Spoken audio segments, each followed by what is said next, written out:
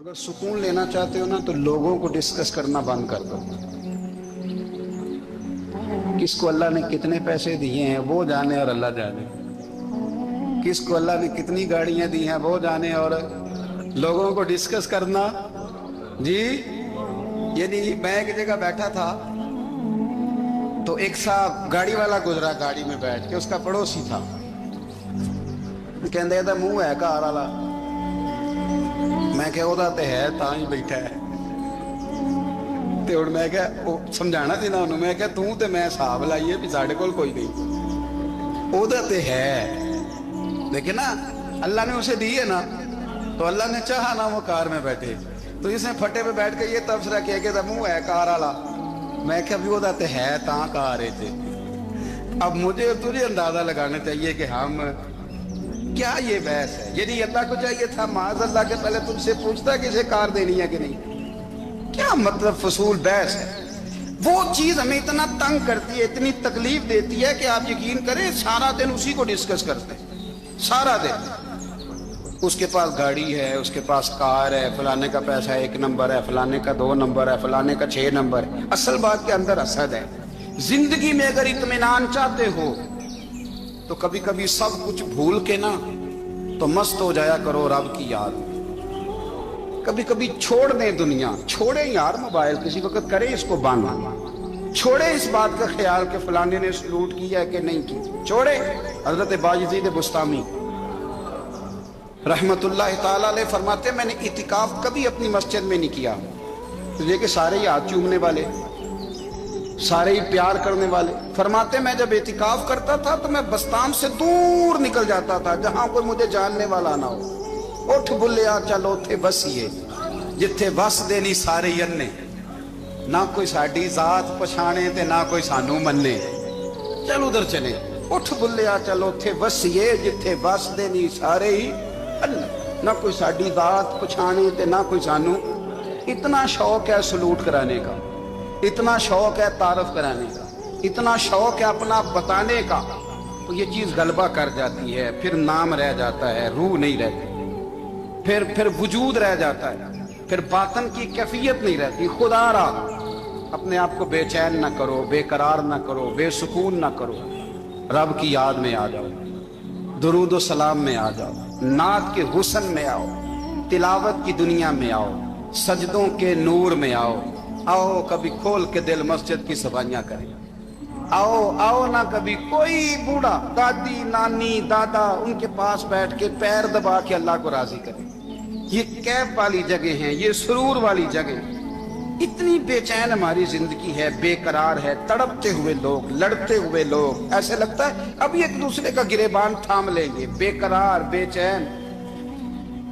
किसी को इंतजार का कहा जाना कि 10-20 मिनट किसी का इंतजार करो, तो बाद लोग मुझे ऐसे लगता है जैसे इनका कलेजा फट जाएगा। डॉक्टर के इंतजार में बैठे हैं तो बड़े परेशान हैं। किसी को मिलने गए हैं को आधा घंटा बैठना पड़ गया तो बड़ी दिक्कत में है। अपने आप को सुकून दें। आप यकीन करें बड़ा मजा आता है, कभी किसी का इंतजार करना पड़े तो 2-4 तस्बीह दुरूद शरीफ पढ़ी जाती है। ये नहीं ज़ौक बन जाता है कि चलो अल्लाह ने मौका दिया है, कुछ सरकार को याद कर ले, तन्हाई मिल गई। हमारा मिजाज जिस सख्ती का शिकार है, वो सख्ती आहिस्ता आहिस्ता हमें ज्यादा आजमाइश में डाल दे। तो मेरे भाई, जिंदगी में इत्मीनान हुस्न है, और वो सबसे ज्यादा अल्लाह की याद में मिलता है, वो सबसे ज्यादा रब करीम के जिक्र में। सबसे ज्यादा जो चाहता है ना दिल ठंडा रहे, जुबान मीठी रहे, वो मदीने वाले महबूब पे दुरूद सलाम पढ़ा करे, वो हुजूर पे दुरूद सलाम पढ़ा करे, जुबान मीठी रहेगी। मेरा जाती तजर्बा है कि जो आदमी अपने अखलाक संवारना चाहे वो हुजूर पे दुरूद शरीफ पढ़े। जो अपने अखलाक संवारना चाहे, तबीयत को ठंडा रखना चाहे, वो दुरूद शरीफ पढ़े, उसका दिल सुकून में आएगा। कुछ काम और हैं जिंदगी में इत्मीनान के लिए, उनका होना भी बड़ा जरूरी है। सबसे पहले अगर आप चाहते हैं ना जिंदगी में सुकून हो, तो हकीकतों का सामना करना सीखें। आप जो हैं वो रहना सीखें, जो आप नहीं हैं वो बनने की कोशिश न करें। हकीकत का सामना करोगे तो जिंदगी इत्मीनान में आ जाएगी। हमने ना बहाने बना लिए हैं, हीले बना लिए, झूठ के सहारे अपने आप को ऊंचा कर लिया। एक आदमी से कहा जाता है तो रिश्वत ना ले, तो कहता है मैं गरीबों से नहीं लेता।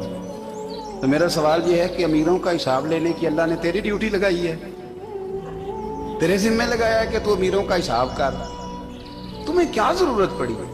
ہم نہ بہانہ کرتے ہیں، رشوت لینے والے کا الگ بہانہ ہے اور سفارش والے کا الگ بہانہ ہے۔ حقیقت کا سامنا کریں، حقیقت کا۔ جو میرے ذمہ داریاں ہیں وہ میں نے پوری کر لی، جو آپ کی ذمہ داریاں ہیں وہ آپ جان نہ چھڑائیں، حقیقت پسند بنے میرے رسول کریم۔ پھر پڑھیے درود شریف صلی اللہ تعالی علیہ وسلم۔ حضور صلی اللہ علیہ وسلم نے فرمایا کہ میری بیٹی سیدہ فاطمہ الزہرا رضی اللہ تعالی عنہا صرف جنتی نہیں، جنتی عورتوں کی سردار ہے۔ لیکن حضور نے یہ بھی فرمایا کہ فاطمہ یہ خیال رکھنا اگر اللہ نے حساب پوچھا تو حساب تم نے خود دینا ہے۔ حقیقت کی طرف توجہ کرائی حضور نے، وہ صرف جنتی نہیں، جنتی عورتوں کی سردار ہیں، پر حقیقت کی جانب توجہ۔ میں حقیقت یہ ہے کہ اگر مالک نے حساب پوچھا تو اس کی تیاری بھی کرنی ہے۔ دیکھیں نا، ہمیں کچھ یقین نہیں، اللہ معاف کرے کہ ہمارا حساب کیسا ہوگا، لیکن کتنے آزاد ہیں۔ یعنی بڑی دلیری سے بندے کہتے ہیں فجر نہیں پڑھتا جی، 3 پڑھتا ہوں جی، شاہ رہ جاتی ہے جی، کپڑے صاحب، بڑی دلیری سے۔ اور سیدہ فاطمہ الزہرا نے ساری رات مصلی باز رکھا ہے، حالانکہ انہیں یقین تھا کہ رب مجھے بغیر حساب کتاب جنت دے گا۔ حقیقت کا سامنا کریں، جو حقوق آپ کے ہیں وہ آپ نے ادا کرنے، جو ذمہ داریاں ہیں وہ ذمہ داریاں ہیں۔ دیکھیں نا، حضرت موسیٰ کلیم اللہ علیہ السلام کے پاس اسرائیل روح نکالنے آئے تو حضرت موسیٰ نے تھپڑ مارا، آنکھ نکال دی، واپس گئے۔ اللہ انہوں نے تو جلال فرمایا، کہا موسیٰ علیہ السلام سے کہیے بیل کی پشت پر ہاتھ رکھیں، جتنے بال ان کے دست مبارک کے نیچے آئیں گے اتنے 1000 سال ان کی عمر بڑھا دی جائے گی۔ یعنی میرے کان میں کوئی بتا دے کہ جناب 60 سال بڑھ گئی، کیا آپ کے کان میں کوئی کہہ دے تو خوشی ہوتی ہے کہ نہیں؟ لیکن یہ حقیقت پسندی نہیں، اس لیے کہ 60 بھی گزر جائیں گے، 70 بھی، یہ حقیقت نہیں۔ حضرت موسیٰ کلیم، چلے میں مثال دیتا ہوں، سمجھ لے 10 بال، حالانکہ بہت زیادہ آتے ہوں گے، 10 بال اگر حضرت موسیٰ کے ہاتھ کے نیچے آئے تو 10,000 سال تو عمر بڑھ گئی نا۔ 10 یعنی 10 سال نہیں، 10 100 نہیں، 10 بہت زیادہ تھی نا۔ حضرت موسیٰ کلیم اللہ علیہ السلام سے آ کے عرض کیا گیا، حضور بیل کی پشت پر ہاتھ رکھیں، جتنے آپ کے ہاتھ کے نیچے بال آئیں گے اتنے 1000 سال عمر بڑھ جائے گی۔ تو حضرت موسیٰ نے حقیقت پسندی والی بات کی، فرمایا پھر کیا ہوگا؟ 10,000 سال کے بعد پھر کیا ہوگا؟ کہ حضور جانا تو پھر بھی ہے، فرمایا پھر ابھی چلتے ہیں۔ اگر جانا ہے نا، جانا ہے تو پھر، اگر جانا ہے تو پھر ابھی، اور سجنوں اگر نماز پڑھنی ہے تو ابھی کیوں نہیں؟ اگر داڑھی رکھنی ہے تو پھر رمضان کا انتظار کیوں کریں، ابھی کیوں نہیں؟ اگر سچ بولنا ہے تو پھر، اگر رزق حلال کھانا ہے تو پھر انتظار کاہے کا؟ حقیقت ہوتی ہے، بہانہ ہوتا ہے، حقیقت چھپ نہیں سکتی بناوٹ کے اصولوں سے، کیونکہ خوشبو آ نہیں سکتی کبھی کاغذ کے پھولوں سے۔ یہ بات یاد رکھیں، اگر جانا ہے تو حضرت کلیم فرمانے لگے پھر 10,000 سال کے بعد بھی جانا ہے تو آج بھی۔ ہمیں بے قراری زندگی میں اس لیے کہ ہم حقیقت پسند نہیں، ہم بہانوں میں، ہم ہواؤں میں جیتے ہیں، ہواؤں میں، خیالات میں زندگی گزارتے ہیں۔ بڑا ٹائم پڑا ہے، مثلاً کتنا میرے رسول کریم صلی اللہ تعالی علیہ وآلہ وسلم نے ایک دن صحابہ سے فرمایا تمہیں حیا نہیں آتی؟ حضور کیا ہوا؟ فرمایا وہ والے مکان بناتے ہو جن میں تم رہ نہیں سکتے،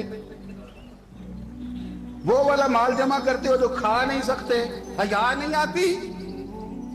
عرض کی حضور حکم کریں تو محبوب فرمانے لگے جوتے کا ایک تسمہ بند کرتا ہوں تو سوچتا ہوں دوسرا بند کرنے سے پہلے موت آ جائے گی، ایک سانس اندر جاتی ہے تو دوسرا آنے سے پہلے میں یاد کرتا ہوں کہ مجھے دنیا سے جانا ہے۔ تمہیں حیا نہیں آتی؟ وہ مکان بناتے ہو جن میں رہ ہی نہیں سکتے، وہ مال جمع کرتے ہو جو کھا، حقیقت پسند نہیں بھائی۔ ہم بہت سارے لوگ ہیں بڑی باتیں سناتے ہیں، بڑی، میں کہتا ہوں اصل میں نا زیادہ باتیں سنا کے نا بیچارہ اپنے آپ کو مطمئن کرنا چاہتا ہے، اصل بات یہ ہے کہ اندر سے نا ہلا ہوا ہے، کچھ بھی نہیں، بڑا زیادہ ہنستا ہے اور مجھے لگتا ہے کہ کوئی گہرا زخم چھپا رہا ہے۔ اس لیے ملمہ سازی، حقیقت پسند بنو، حقیقت پسند۔ یاد رکھنا، من ترک صلاۃ متعمدا فقد کفر، میرے رسول نے حقیقت بیان کی، فرمایا جس نے ایک نماز بھی جان بوجھ کے چھوڑی اس نے رب کے رب ہونے کا انکار کیا، اس نے کفران